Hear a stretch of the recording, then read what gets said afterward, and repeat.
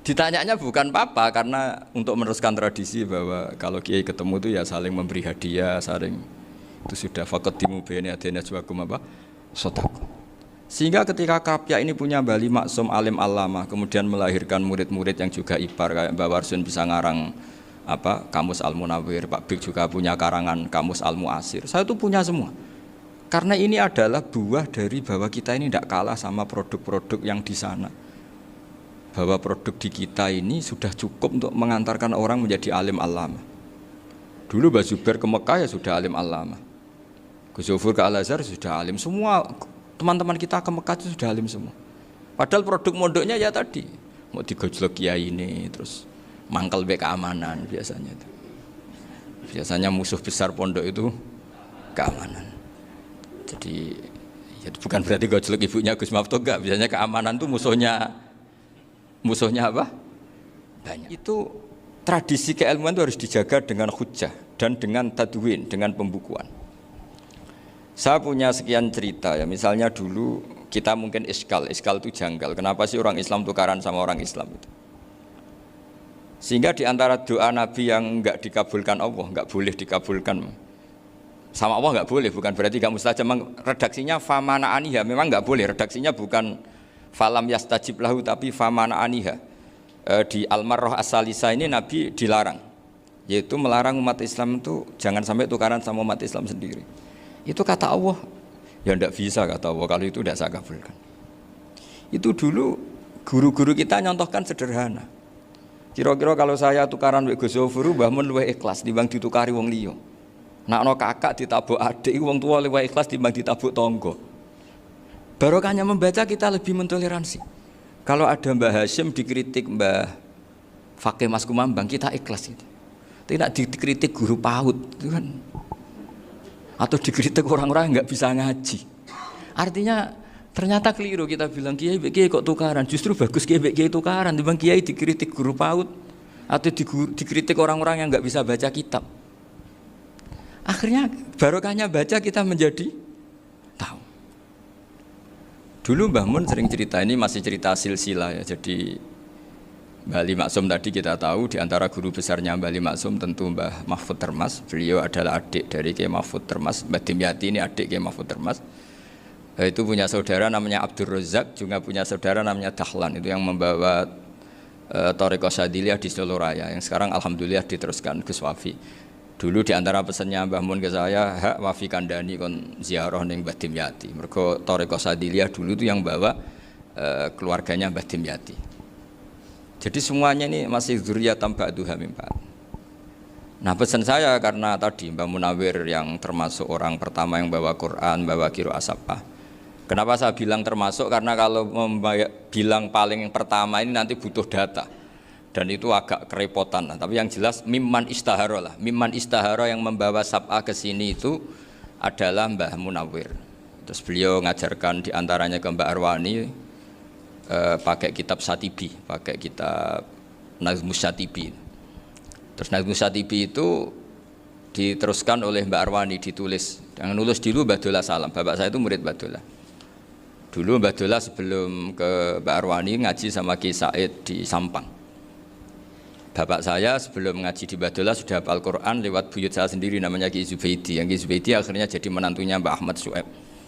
Jadi buyut saya kandung ini namanya Sofiyah, itu angsal keluarga Lasem, yang adiknya Sofiyah ini punya adik Badi'ah yang jadi ibunya Ki Sahal.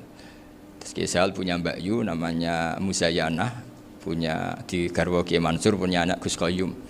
Jadi dulu ibu saya, ibunya Gus Zofur, ibunya Pak Maftuh itu semuanya di Lasem. Karena saya dari keluarga Gen ya Lasem, dari keluarga sanad guru ya Lasem. Tapi Lasem Bahdawi itu dulu ngajinya di Mbah Umar Harun di Sarang. Mbah Umar Harun ini menangi Sayyid Ahmad Zaini Dahlan.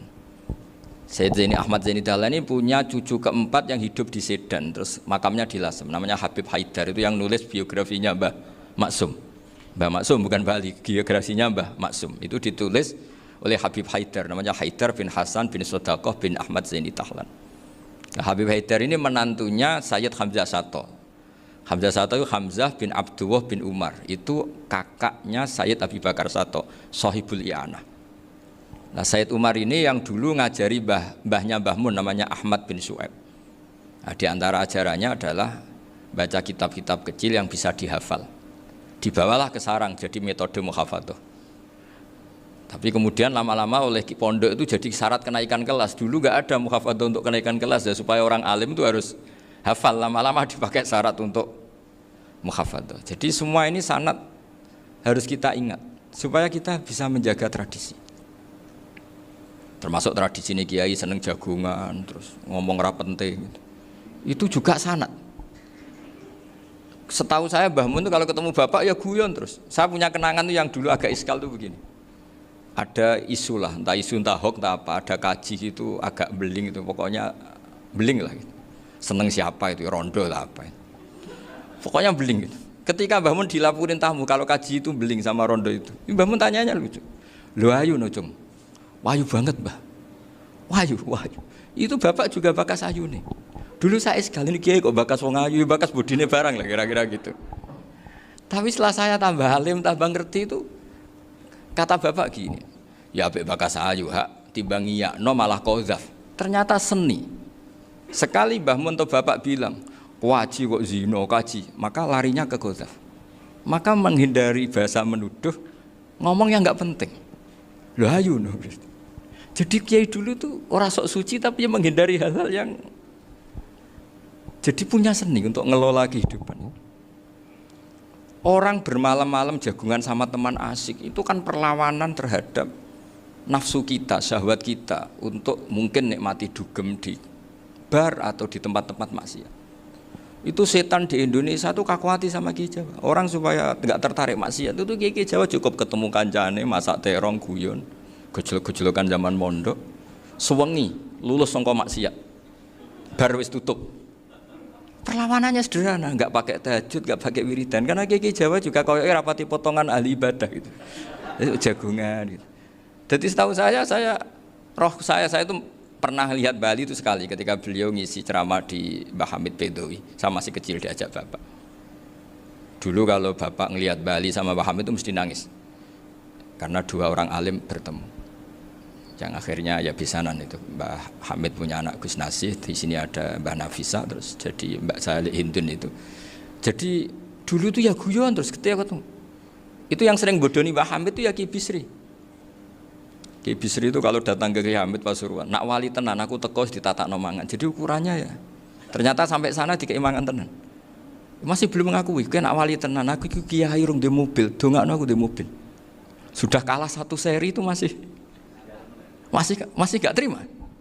Lalu itu Mbah Hamid akhirnya berdoa, ayo monggo, mugi-mugi Ki Bisri gak ada mobil. Itu setelah didoain masih tanya, mereknya apa merek? Jadi itu Mbah Hamid jawab, ya paling Holden itu, paling Holden. Itu nyari mobil itu ya adalah dapatnya Holden.